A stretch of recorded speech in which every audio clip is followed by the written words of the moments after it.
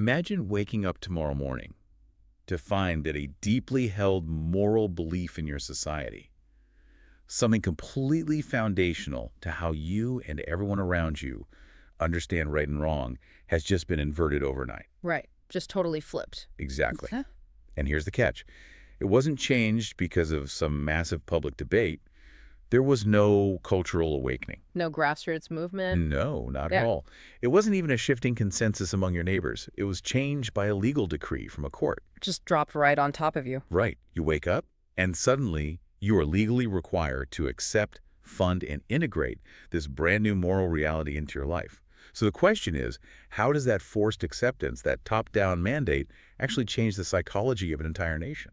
Well, I mean, that is a profound question because when we think about legal changes, our minds usually jump straight to, compliance. Paying new tax. Yeah, paying different taxes or following new zoning laws, things like that. We almost never think about the internal cognitive labor that a population has to perform.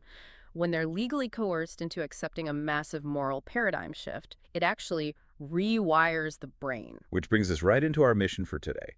We're doing a deep dive into a text called The Compelled Fall. And it is a dense one. Oh, absolutely. And look, a quick warning to you, our listeners, before we get into the weeds. This document is radioactive. Very much so. It is politically, theologically, and socially charged. I mean, it touches on abortion, divorce, gender, economics, religion. So I want to be really clear up front. Our job today isn't to tell you if the author is right or wrong. We're definitely not here to police anyone's worldview. Exactly. We are not endorsing this. We are not condemning it. We're just here to act as your guides and map out this wild 14-layer architectural argument they've built. So let's get into it. What exactly are we looking at here? Well, it's quite an architecture, to use your word. The author calls this document, which is currently in its 14th version, by the way, an apologetic. Okay, so a formal defense of an argument. Right. It's essentially this massive attempt to map out observable social decay over the last 50 years. And the way they do it is just fascinating. They fuse 13th century Catholic theology, specifically St. Thomas Aquinas, with modern empirical psychology, macroeconomic data, and legal theory. It's a huge crossover. The core premise here is that a cascading damage to person and society kicked off in the United States primarily in 1973 with the Supreme Court's decision in Roe v. Wade. But here is the crucial distinction, and this is what makes this document so unique. Right. The author isn't just rehashing the standard debate about the morality of abortion itself. They are absolutely laser-focused on the mechanism of its legalization. The how, not just the what. Exactly. They're obsessed with the fact that it was done by judicial fiat.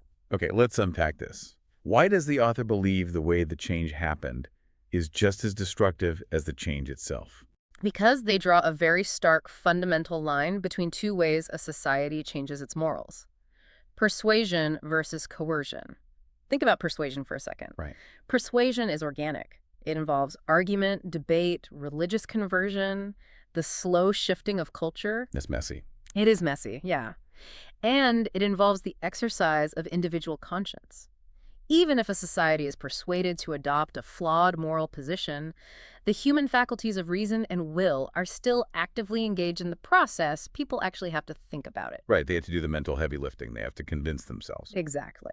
Coercion, on the other hand, which they argue happened in 1973, imposes a moral position from above. It's backed by the state's monopoly on force. Yes, you don't get a choice. You don't. When a change is compelled by an unelected court, the individual is forced to accept the practical consequences. You have to pay taxes that fund the new reality, or you have to integrate it into your social and medical institutions. And you have to do all of that without ever doing the psychological labor of integration. And the author argues that when you bypass that psychological labor, your faculties of reason and moral perception are never exercised. And just like a muscle, a faculty that is never exercised eventually atrophies. That makes a lot of sense. Yeah. I was thinking about how to visualize this, and it's a bit like, it's like the difference between slowly learning to appreciate a new diet because you spent months researching the health benefits, reading the science, understanding your own body. Right, making a conscious choice. Making a conscious, reasoned choice to change your lifestyle. Contrast that with being force-fed that exact same diet by a doctor who literally locks your refrigerator, stands in your kitchen, and watches you eat. That's a great analogy. Even if the food on the plate is identical in both scenarios, your psychological relationship to that food and to yourself really is completely different. Because in the first scenario, you have agency. Right. In the second, you're just a vessel for someone else's mandate. You learn to just turn your brain off and chew. But that makes me wonder, does this author think all top-down law is coercive and damaging? Or do they have, like, a specific standard for what makes a law legitimate? They actually provide a very specific positive standard for legitimate authority. They draw from a framework they refer to as Index 2228, which they call consent-based authority. Consent-based authority. Yes. In this model, authority doesn't descend from an untouchable court. It emerges from below. It requires documented, cumulative consent from the governed. And here is the kicker, that consent must be revocable. Meaning, if the public changes their mind, they can pull the plug. Precisely. If the community decides a law is unjust, they can withdraw their consent in the civil forum. The text points out that Roe is the exact structural inversion of this. Because it couldn't be revoked. Right. It was imposed from above, without deliberation, without cross-traditional consensus, and it was entirely irrevocable by the citizens. What was condemned from above could not be removed from below.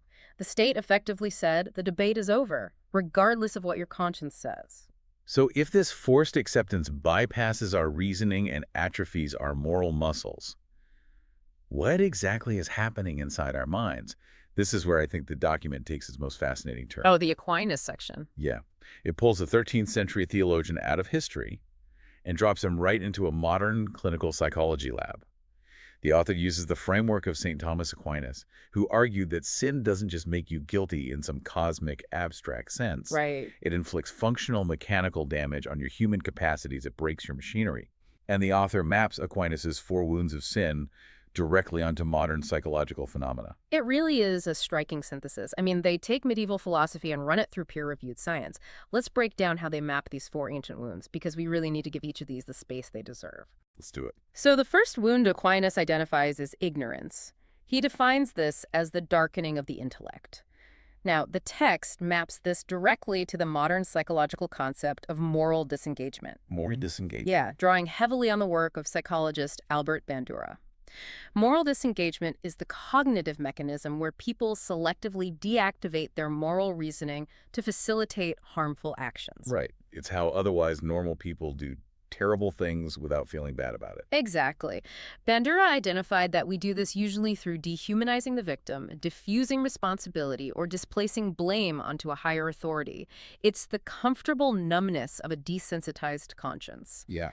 When the state mandates something you previously thought was wrong, your intellect literally darkens to protect you from the cognitive dissonance. You just stop looking too closely. To put that in everyday terms, it's like convincing yourself that what you're doing or what your society is doing isn't actually a big deal because, well, everyone else is doing it.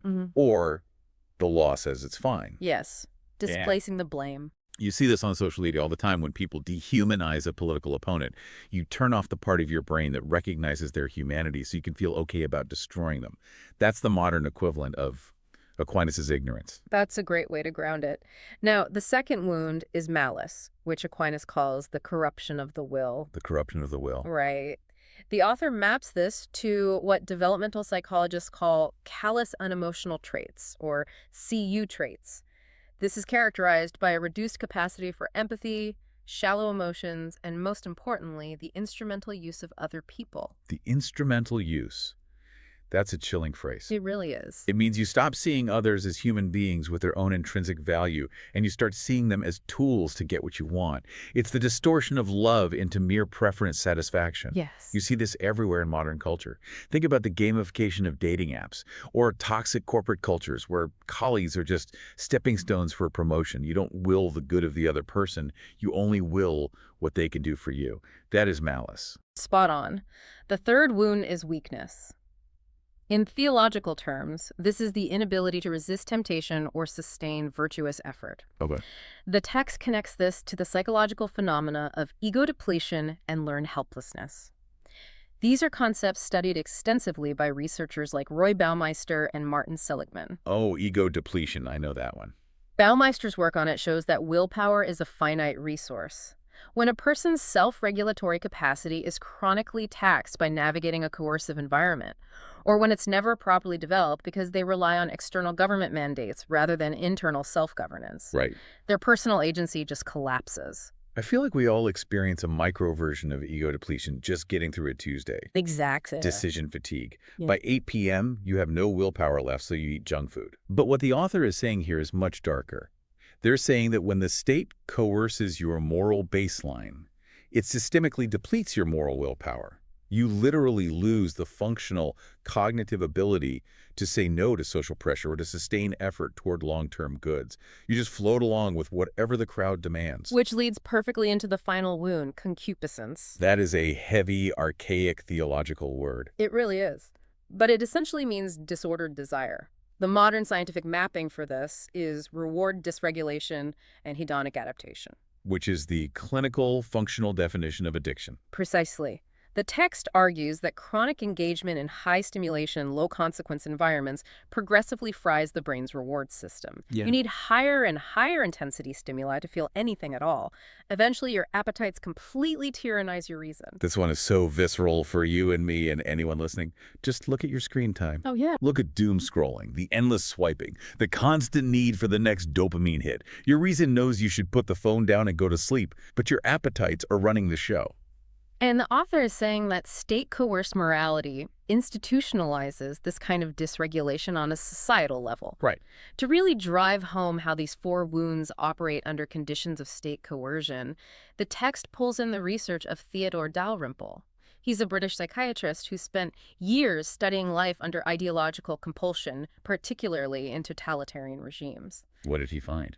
Well, Dalrymple found something terrifying. When you force people to repeat lies, when you demand they publicly accept a reality they privately know to be false, it creates a deep psychological bifurcation. It breaks their brain into two incompatible halves. Yes. And Dalrymple points out that it isn't just that people are scared to speak up.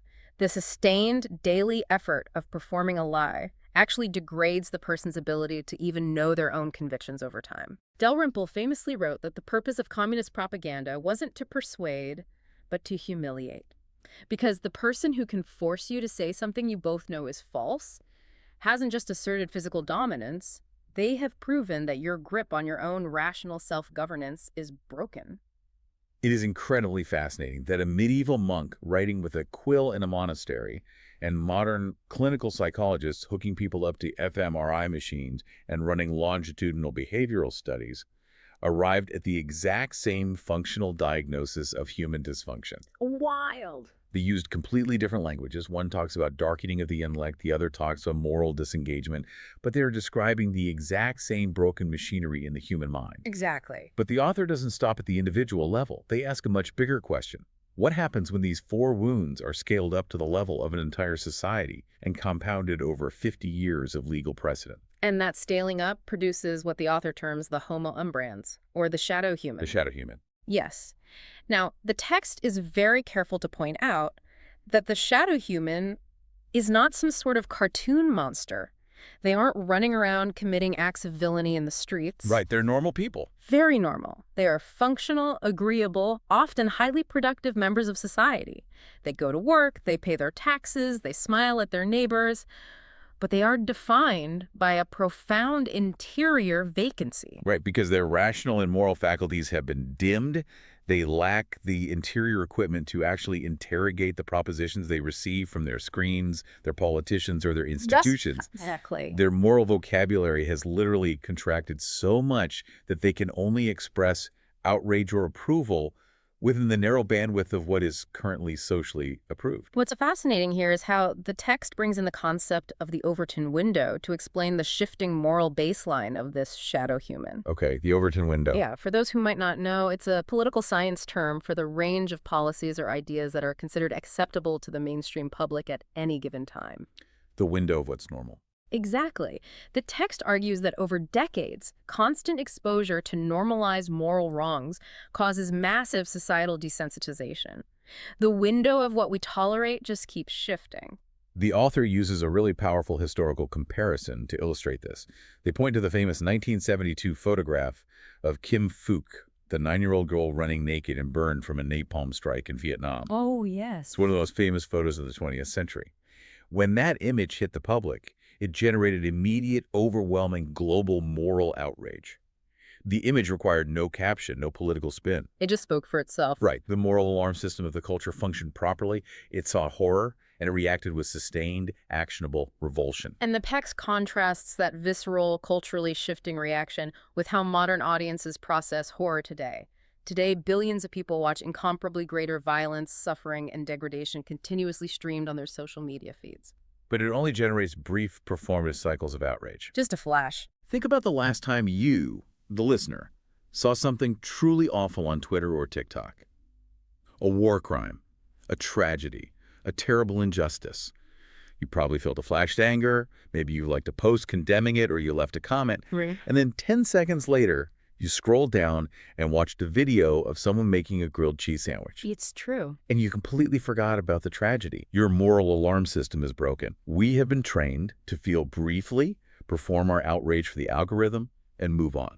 The author argues this isn't just an accident of technology. It's not just that smartphones are bad. They argue it is the cumulative anthropological product of state-mandated moral acceptance.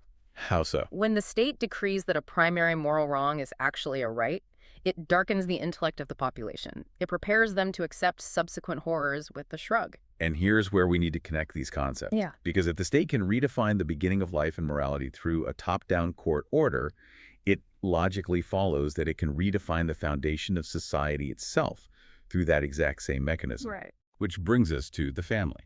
According to the source, this anthropological damage doesn't just float around in the ether of public opinion or internet behavior. It eventually manifests in a physical architecture of society. The actual structures. Yes. The text points to a parallel mechanism of destruction that started just a few years before Roe, which is the introduction of no-fault divorce. It began in California in 1969 and swept the nation by the mid-1980s. Okay. The author argues that this legal shift, pushed from the top down, effectively marginalized fatherhood and severed the nuclear family. The statistics they present here are honestly staggering. Over the 6 decades following these legal changes, the marriage rate in the United States dropped by 58%. 58%. Yeah. And simultaneously, out-of-wedlock births rose from 5.3% in 1960 to 40.5% in 2020. That is a massive jump. The source connects this directly to the ideological drivers of the era. They argue that feminist ideology elevated female autonomy to the supreme, unquestionable virtue.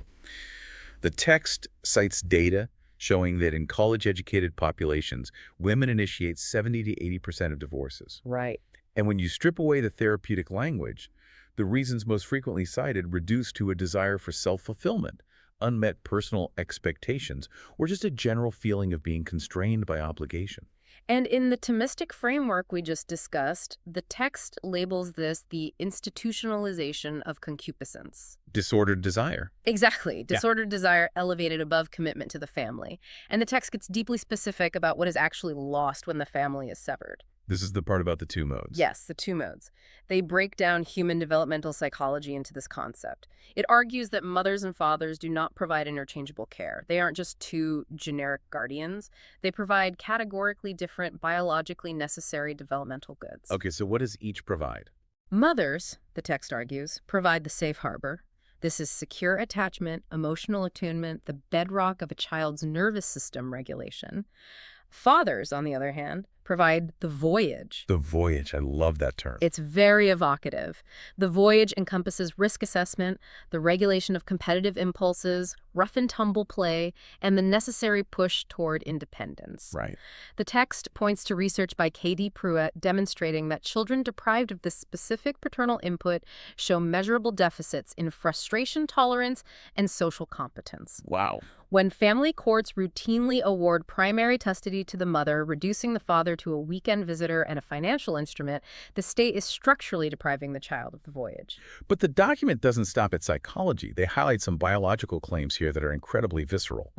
They cite research by Bruce Ellis focusing on daughters raised without their biological fathers. Right. The data shows these daughters enter puberty measurably earlier than daughters in intact families. Yes, the text argues this is a biological fast life history strategy. It's triggered by environmental stress and, specifically, the absence of the biological father's protective pheromonal presence. Okay, I've got to push back here because that is a massive, wild claim. The author is claiming that a legal policy no-fault divorce actually triggers a literal biological adaptation in children. That is the claim. That a fatherless home accelerates reproductive maturity and places a daughter at risk of premature adult sexualization. I mean, are we sure the text isn't just pointing a finger and blaming single mothers for everything going wrong with modern kids? It feels like it borders on scapegoating. That is exactly where most people would push back, but it's a critical distinction to make when analyzing the author's argument. The text explicitly does not blame the single mother. Okay. Rather, it argues she's being subjected to what sociologists call chronic role overload. The legal and cultural architecture has placed her in a position where she is structurally forced to provide both the maternal safe harbor and the paternal voyage simultaneously. Which is impossible. Right, usually while managing the household economy completely alone. It's a functional impossibility that degrades her capacity for her own natural nurturing gifts. It exhausts her. It completely exhausts her. And statistically, it frequently plunges her into poverty. Single mother households are at a massively higher risk of poverty compared to intact families. Right, I've seen those numbers. The text views the single mother not as the architect of the collapse, but as a victim. She is burdened with an impossible structural mandate created by a top-down ideology of absolute autonomy. Okay, that makes more sense in the context of their argument. So the mother is overloaded. In past generations, when a family faced a crisis or a rupture like this, the extended family, the village, so to speak, would step in to provide a safety net. Yes, they would. But the text argues that the ultimate civilizational safety net has also been compromised.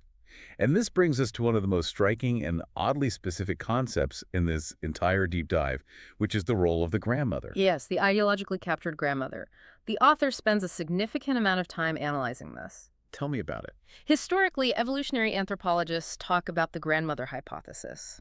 This is the idea that human females evolved a long post-reproductive lifespan, specifically because the presence of a grandmother dramatically increased the survival and flourishing of her grandchildren. That makes biological sense. Right.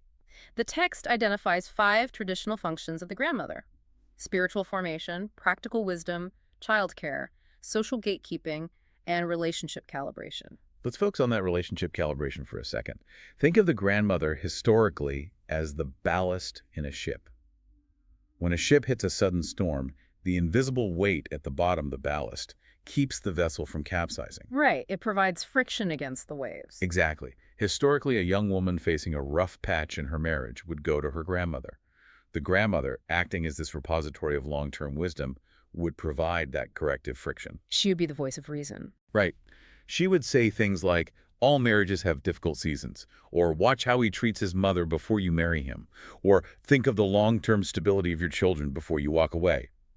She calibrated the younger generation's short-term emotional desires against the long-term reality of family stability. But now, the text claims, the baby boomer generation of grandmothers, women who were themselves formed by the cultural revolutions of the 60s and 70s, are ideologically captured. Ideologically captured. Yes.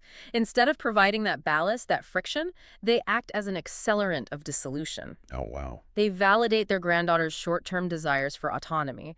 They say, you deserve to be happy right now, removing the social friction that once saved struggling marriages from capsizing during temporary storms. The text supports this with empirical data, too. They cite a 40-year longitudinal study by sociologist Vern Bengtson.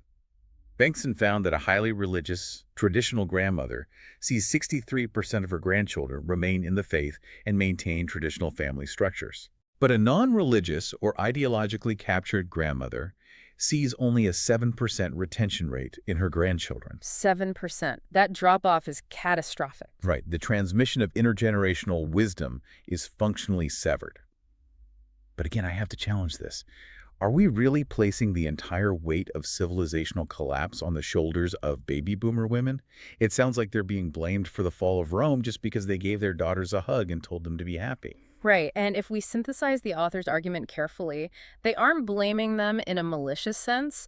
The text actually views these boomer grandmothers as the first major victims of this ideological capture. Oh, okay. They absorbed the top-down messaging of the 60s and 70s, the idea that autonomy is supreme, that obligation is oppression, that self-actualization is the highest good. They lived their lives according to that script. And now they're passing it on. Right. Now they were transmitting what they genuinely believed to be supportive, loving advice to their granddaughters. The tragedy, according to the text, is that they are transmitting the wound disguised as wisdom.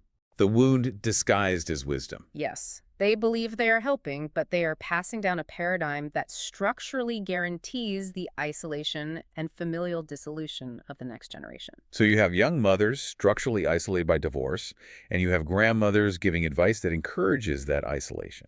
But the author argues that ideology alone couldn't have destroyed the family. Right. There had to be a material component. It needed a material catalyst. Families weren't just talked out of staying together, they were priced out of it. Yes, the text pivots sharply here from theology and sociology into hard macroeconomic data. It argues that family formation wasn't just ideologically discouraged, it was made structurally impossible by a massive, stealthy wealth transfer. Let's look at the numbers the text provides, because they are jarring. From 1979 to 2024, American worker productivity increased by 80.9%. Meaning workers were producing way more value. That's exactly. But real wages for those workers only rose by 29.4%. The author points out that if wages had simply tracked with productivity, the median worker today would have roughly double the purchasing power they currently possess. And while those wages stagnated, the cost of the things required to actually raise a family skyrocketed. The text notes that housing costs increased by 482%, healthcare by 411%, and education by 421%. Unbelievable. If we connect this to the bigger picture, the text is explaining how the two-income trap was sprung. The traditional intact family with a single primary earner, which allows the other parent to provide that vital safe harbor for young children, became mathematically inaccessible for the middle class. You literally can't afford it. Right. The economic order systematically removed the material stability required for virtue and family continuity. Yeah. You cannot build a civilization on permanent financial precarity. Yeah. When both parents are forced to work just to afford a basic home and health care, the state and the market effectively absorb the time and energy that was supposed to go toward raising the next generation. And this is where the author's anger really flares up against what they call the managed silence. Oh, they are furious about this. The text levels a blistering accusation against the professional, credentialed class, the economists, the journalists, the doctors, the academics. It calls their behavior false witness by omission. False witness by omission. Yes. These professionals had access to all this data. They saw the charts. They knew wages were decoupling from productivity. They knew the official inflation metrics were masking the explosive costs of housing and healthcare. But they stayed quiet. Because they didn't sound the alarm, the public couldn't understand the extraction happening to them, and therefore couldn't mount a resistance. Right. The guardians of social reality refused to guard reality. Because of that silence, the public was left to internalize the failure as a personal defect rather than a structural theft. So families thought, we just aren't working hard enough, when in reality, the rules of the game had been changed to extract their wealth. Why did they stay silent, though? Is the author alleging some massive Illuminati conspiracy in a smoke-filled room? Not at all. The text notes that the professional class maintained this silence through the Thomistic wound of weakness we discussed earlier, ego depletion. Oh, bringing it back to the wound. Yes. It was the inability to risk their careers, their grant funding, and their social standing to speak an inconvenient truth against institutional power. Over decades, institutions selected for compliance over courage. They just weeded out the brave ones. Right, resulting in an entire class of credentialed experts who act as vectors for the very disorders they were supposed to mitigate. They just went along to get along. So with the family dissolved, the economy extracting wealth, and the professional class looking the other way, the text argues that the initial 1973 wound, the premise that personhood is determined by the state and bodily autonomy is absolute, cascaded into a massive global crisis. The author argues that once you establish the legal principle of state-determined personhood, it paves the way for a sequence of subsequent moral acceptances that would have been unthinkable previously. Right. The text points to stark legal incoherences that have emerged as a direct result. Let's talk about those incoherences because they really highlight how broken the logic has become. For example, under current fetal homicide laws in many places, if a third party attacks a pregnant woman and kills her unborn child, they can be charged with homicide. Right. Yet that exact same unborn child has no legal or constitutional rights against being aborted. The state grants and denies personhood to the exact same biological entity, depending entirely on the subjective desire of the mother. It's a complete legal paradox. And the text also points out the absurdity that modern law grants constitutional rights and legal personhood to fictional corporations. Fictional entities. Entities that only exist on paper, in filing cabinets, while denying those same rights to living biological human beings inside the womb. The author argues this legal incoherence is the structural expression of the wound of ignorance. Going back to Aquinas again. Yeah. The faculties required to recognize this massive logical contradiction have been dimmed in the population. We just accept it. And the downstream effects of elevating absolute autonomy over life are sprawling. It just cascades. It does. The text traces the cascade to the expansion of euthanasia. It cites Canada's Medical Assistance in Dying, or MAID program. This was initially sold to the public for terminal illnesses. Right. But it expanded so rapidly that, according to the text, veterans suffering from PTSD and citizens struggling with poverty and depression were offered euthanasia by caseworkers. The state, rather than fixing the structural despair, offers state-sanctioned death as a treatment. The cascade also extends to pediatric gender medicine. The text heavily references the Cass Review from the UK. I've heard of that. Yeah. This was an independent review that found that puberty blockers and cross-sex hormones were given to minors despite incredibly weak evidence for their safety, and despite documented risks of permanent infertility and loss of bone density. Wow. The author sees this as the ultimate manifestation of the wound of malice institutional actors, prioritizing a trendy ideology of absolute autonomy over the biological integrity of a child, ignoring the irreversible physical harm being done. The text even sweeps the COVID-19 pandemic response into this framework. It does, yes. It argues that the extra-legal suspension of civil liberties, the closure of churches, the mandating of masks and vaccines, the prolonged closure of schools that caused massive learning loss and mental health crises in children was only possible because the public's rational faculties and resistance to state coercion had been progressively weakened over 50 years. The populace was already primed for it. Exactly. The public accepted the imposition of harm on the young and healthy to protect the old, completely bypassing rigorous democratic debate in favor of executive decrees from health officials. And the scale of this damage, as the author calculates it, is terrifyingly vast. The text estimates that through American institutional influence, funding the UN, NGOs, and applying diplomatic conditionality to foreign aid, essentially saying, adopt our social policies or lose your funding. A soft power. Yes. The Roe framework was exported globally. The author estimates that between 3.5 to 4 billion people today are carrying measurable psychological, familial, or demographic damage from this post-abortion normalization cascade. Okay, hold on. 4 billion people. That's the number. That is nearly half the population of Earth. How does the author even begin to justify that number? I mean, I can track the argument about American institutional decay, but asserting that half the planet is psychologically damaged by a 1973 U.S. Supreme Court decision seems like a massive hyperbolic leap. It is an enormous claim. The author gets to that number by aggregating the global populations that have been subjected to the downstream effects. The exportation of no-fault divorce paradigms to other nations, the global reach of American-driven economic policies that necessitate the two-income trap, and the international funding of NGOs that export these specific bioethical frameworks. So they view the U.S. as the epicenter. They are arguing that American cultural and legal hegemony acts as a virus, and the vector is institutional funding. If you live in a country whose family courts or medical ethics have been reshaped to align with UN or American NGO standards, the author counts you among the affected. It is a diagnosis of total civilizational collapse. Yeah. But what is truly unique about this document, and where we have to spend some real time, is that it doesn't end in despair. It doesn't just complain. Right. It proposes a remedy. It does. It doesn't just say we need to vote better or we need to change the culture. It proposes a highly specific, radical, and intensely structured juridical solution to walk society back from the cliff. Here's where it gets really interesting. Because the author builds out a system of justice from scratch.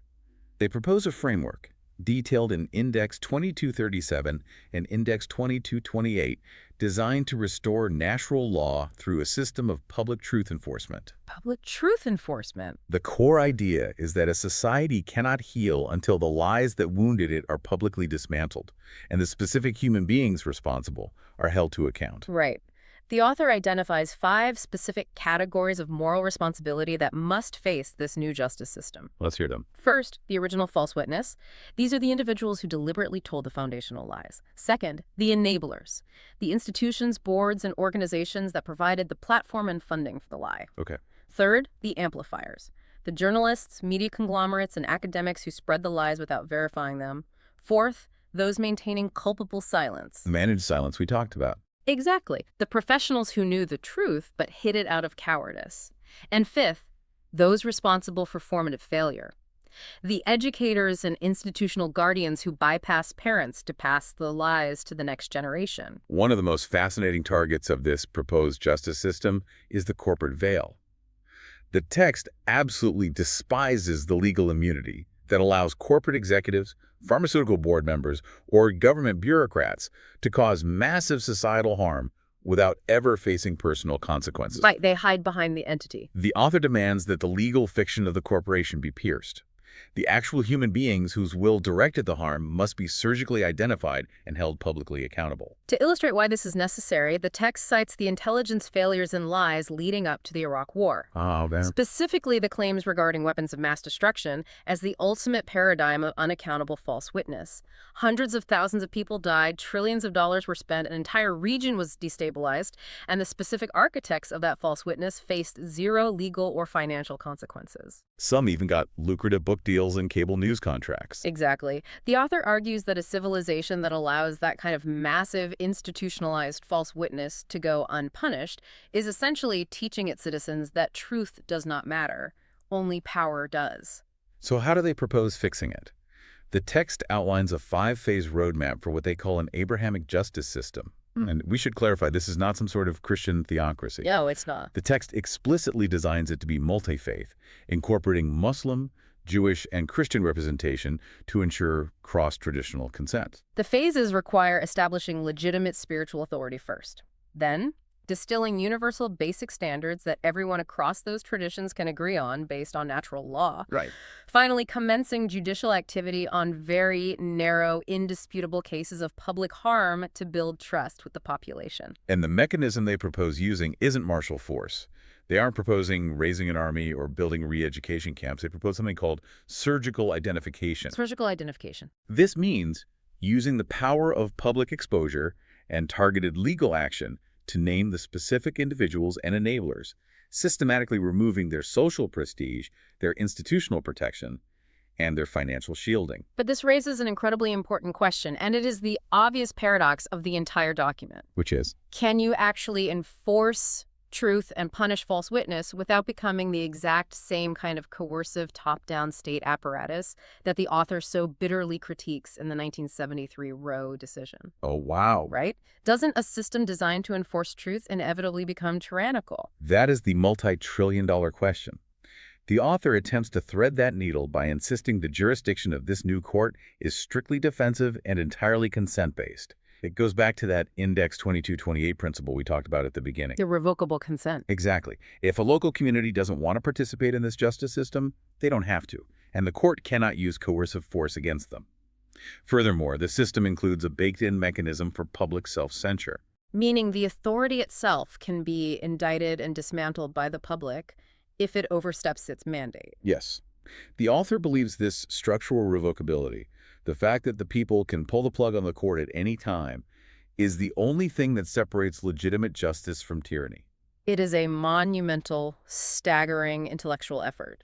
The text weaves together a critique of a single Supreme Court decision, the medieval theology of Thomas Aquinas, the evolutionary biology of grandmothers, the macroeconomic wage data of the late 20th century, and the clinical psychology of trauma and addiction. It's a lot to take in. It is, and it uses all of that to argue that humanity has been severed from its natural moral order, resulting in the rise of the shadow human. We have covered an immense amount of ground today. We've explored a highly structured, unyielding worldview that connects the legalization of abortion via judicial fiat to the dissolution of the nuclear family. We traced how that led to the economic extraction of the middle class, The marginalization of fathers, the ideological capture of our elders, and the creation of a global shadow over billions of lives. And we looked at their radical roadmap for piercing the corporate veil to hold individuals accountable. As we stated at the very beginning, the text is intensely controversial. Highly controversial. It takes a definitive, traditionalist, and highly critical stance against the foundational premises of modern secular autonomy. But the structural mapping it attempts, the way it forces us to look at the deep, hidden interconnectedness of law, psychology, economics, and family dynamics, is a brilliant lens through which to view modern history. It demands that we ask hard questions. It does. It asks whether our legal and cultural shifts over the last 50 years have actually liberated us or simply isolated us and made us easier to manage. Which leaves us with a final thought for you to mull over as you go about your day. Regardless of where you stand on the ideological spectrum, think about the author's concept of the homo umbrans, the shadow human. Look at the moral beliefs you hold most dearly right now, today. How many of them did you arrive at through rigorous, independent reasoning, deep persuasion, and internal struggle? And how many of them are simply the result of environmental habituation? That's the real question. Because in a world of managed information, curated social media feeds, and powerful institutional consensus, how sure are you that your moral baseline is actually your own?